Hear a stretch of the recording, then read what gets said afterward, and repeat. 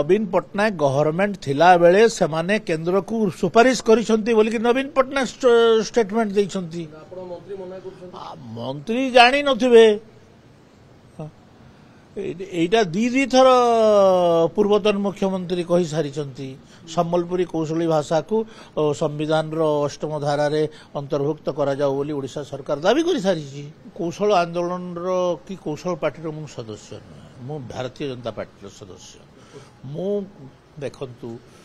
कथा को बुलेई बांकी करी कही देले कथाटा जे सरलीकरण हे जबो एटा कथा नै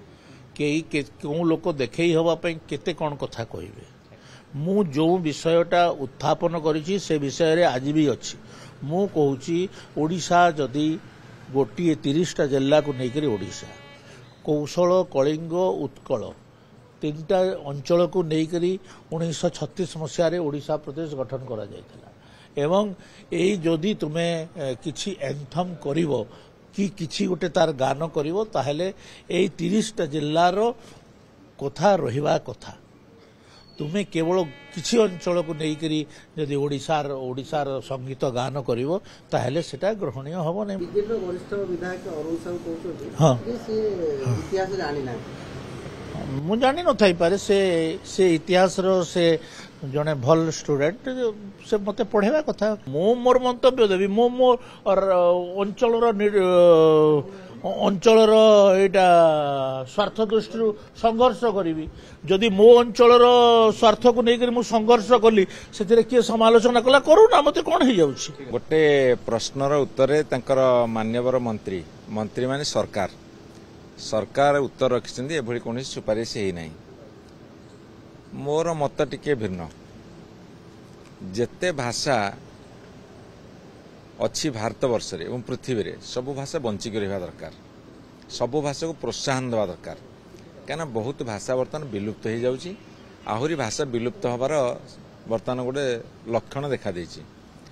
तेणु जेते सब समृद्ध भाषा अच्छी सब भाषा सुरक्षित रहू एटा होची मोर इच्छा एवं एटा समस्तकर इच्छा हवा उचित। एवं द्वितीय कथा होची आज माननीय जयनारायण मिश्र जहाँ कहले तांको स्वर टिके नरम होती स्वर नरम हबार कारण होची जे सरकार स्पष्ट भाव में आसी विधानसभा कहले जे ओडिशा विभाजन हवा बा ओडिशा रे मिसिबा जो इतिहास भूल कथा कहितले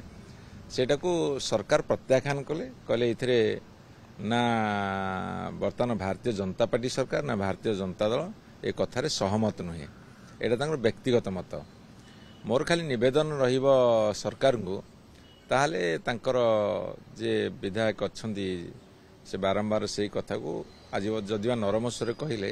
तांको से माने तागिद करिया दरकार आउ जदि तांको भीतर किसी मतभेद अछि कैमेरा सामना को न आसी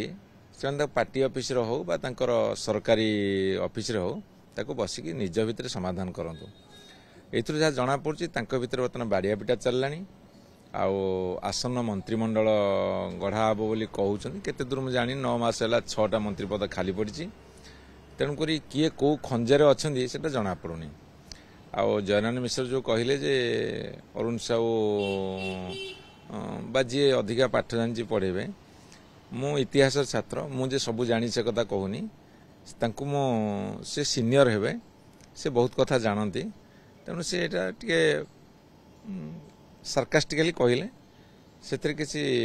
मोर मतामत बा ठीक हेबनी after all is a senior leader